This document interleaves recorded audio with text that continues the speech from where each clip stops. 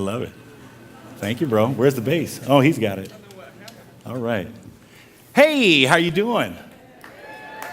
You know, I thought we would get this party started with a little old sing-along. So if you don't mind, maybe you'll be able to join right on in. Go. Here we go. You know the song, You Are My Sunshine. Here we go. Come on and clap along. You are my sunshine, my only sunshine. You make me happy when skies are gray.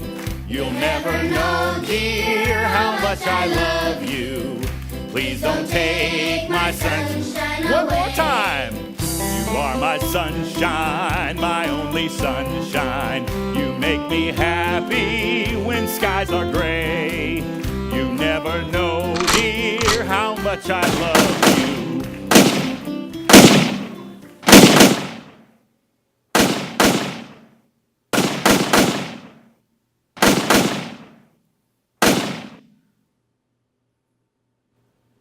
Family of an East Side children will grow up without their parents, victims of just one in a series of violent incidents recently. Fox 59's Gene Cox takes a closer look at the cost of crime tonight by putting a face to the name of yet another murder victim. Gene? Bob, too often you only hear about the good in a person after they're gone. This weekend, Jason Myers and the mother of his children were shot to death in their East Side home. Myers, a 28-year-old man who most recently cooked for a catering business, 10 years ago sang on a rap CD, and 16 years ago performed ballet on stage. That's Jason Myers, a guest vocalist on the 1998 Concerns of the World CD, put together for former Indianapolis Colt Bernard Whittington. In the bigger sense of things, he was doing the best that he could. Jason's cousin, music producer Bill Myers, says the singing, just one of the layers that made up the 28-year-old, killed this weekend in an apparent home invasion robbery. Another layer his family knew about but couldn't shake him up in association with street-level crime. I think most importantly, what we got to look at is what is the lesson for us in all of this?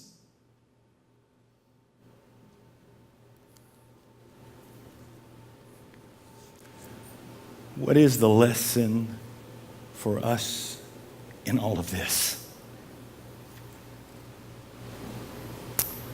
I am honored to be here once again on the stage of Walk the Talk.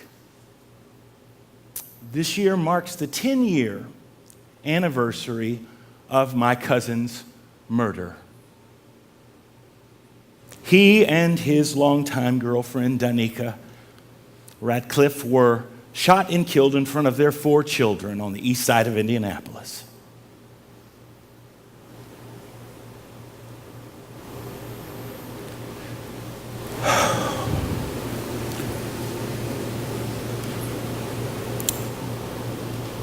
I absolutely believe that forgiveness is what this story is all about.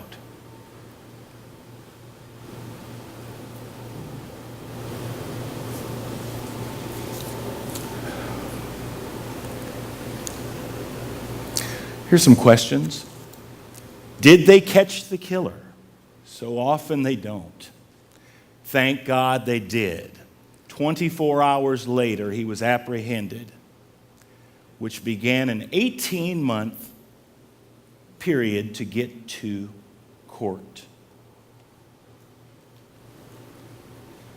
For the victims of these types of tragic incidents, which are well beyond just the scope of just Danica and Jason,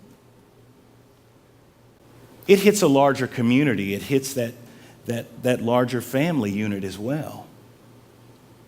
So it has a profound effect on us all as a community. And so when I was here auditioning for this one, which I felt absolutely compelled to be here, if for no other reason than to share Jason's story once again, and to know that his life was certainly not in vain and continues through that story to serve others. So Steve asked me a question after I told him this story. He posed a question to me at the end of it. He said, Bill, is forgiveness even possible? Is forgiveness even possible? Over the 10 years since this incident, which I must say was a transformative process for me,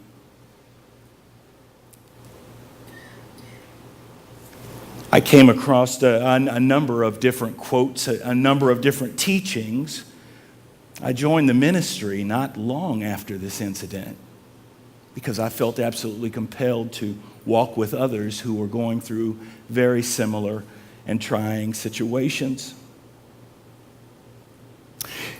Thich Nhat Hanh offers this with regards to forgiveness. He says, forgiveness is not possible if compassion is not born in your heart. Forgiveness is not possible until compassion is born in your heart.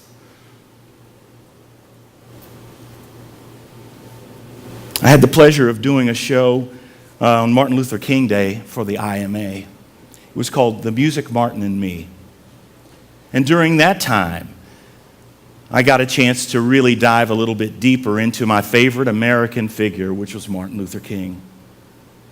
And he offers a few things on this note as well.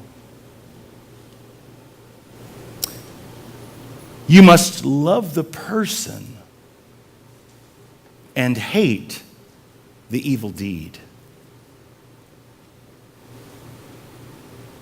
You must love the person and hate the evil deed.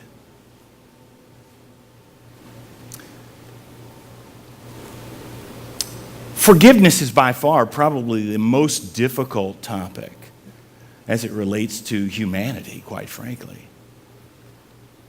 I know very few that are unaffected and without struggle on the topic of forgiveness. I believe that forgiveness is that final mountain you have to climb in order to get towards unconditional love. But that forgiveness thing is a sticking point. And there are so many things that we need to do to take care of ourselves and that we feel like we've got to hold on to this thing, whatever it is, wherever you are. Let me ask you something. How many of you ever faced a situation that you looked at and said, man, I don't know if I'm going to be able to make it through this. This is bigger than me. Could you raise your hand, please? How many times and how many of you have experienced such a thing? I'd like to share some good news with you. All of that is now in your rearview mirror. You are amazing. You made it through that. So if you can make it through that, certainly we can work on letting go. Letting go of that thing. Let it go. If it happened yesterday, it's already on the calendar. It's already, in the annals of history. It's already behind you. I was reminded about this forgiveness thing just earlier today. I gathered up the trash and I put it into my van because I live in an apartment complex and we got to get to the compactor. And, I usually make that run when I'm heading somewhere else. So I found myself heading somewhere else. And then I went, what in the hell is that smell?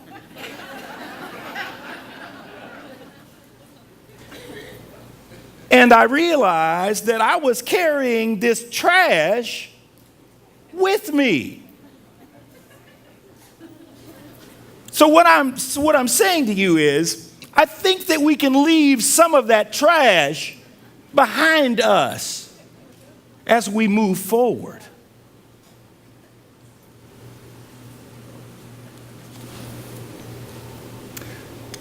The gentleman, Victor Glenn, was apprehended. It took us 18 months to get to the trial. And then there was the sentencing. And I don't know if you are familiar with the notion of a victim's impact statement.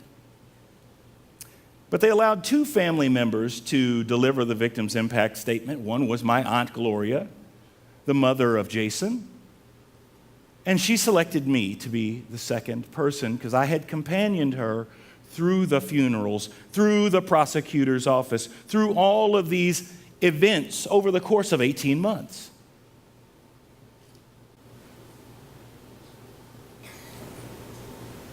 And so I had the difficult challenge of trying to get my hand wrapped around this notion of a victim's impact statement.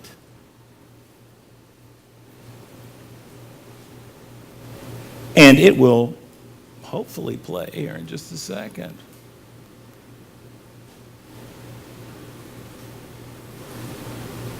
Well, I will share that with you right now. I toiled and toiled trying to figure out what in the world I was going to say in that courtroom to this young man. Over the course of 18 months, I had heard many things from many people. I had all kinds of feelings wrapped up in me. Within a 24-hour period, I could have been the guy who went and took him out. Because as another human being, we all have the capacity to do some pretty horrible things. And we must acknowledge the fact that we have that capacity, each and every one of us. So I struggled with this, and I finally came up with this, and I'd like to share this with you right now. Mr. Victor Glenn, I do not know you. I do not hate you. I see you as a poor, misguided young black man who's made some terrible choices, hurt many people, my family, taking my aunt's only child, Danika's family, and your own. But most importantly, those 4 children who you robbed of their mother and father. I am saddened by everything about this. I am sad to participate in a process to send yet another young black male away to prison, where currently 1 out of 3 are or will eventually end up, according to the statistics.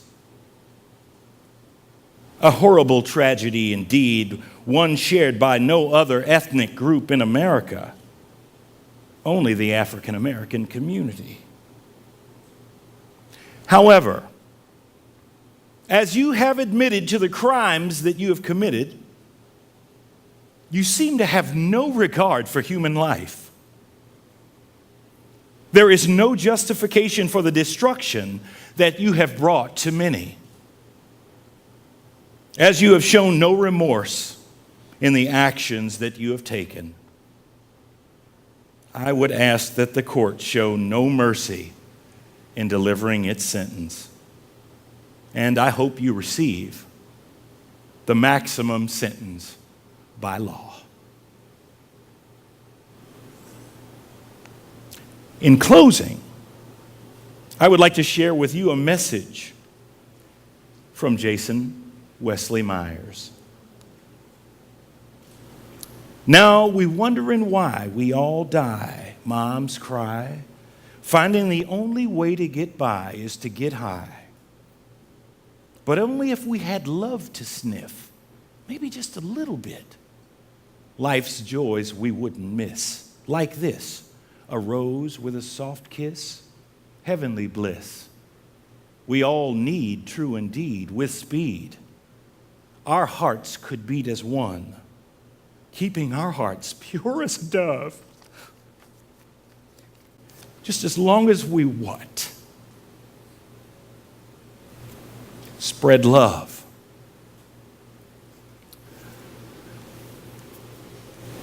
I had mentioned to you at the top of this and the place in that interview where it stopped, which was, what is the lesson for all of us in this? And I believe it is this. I believe I can answer this after 10 years. If you want to live, you must forgive. Thank you very much.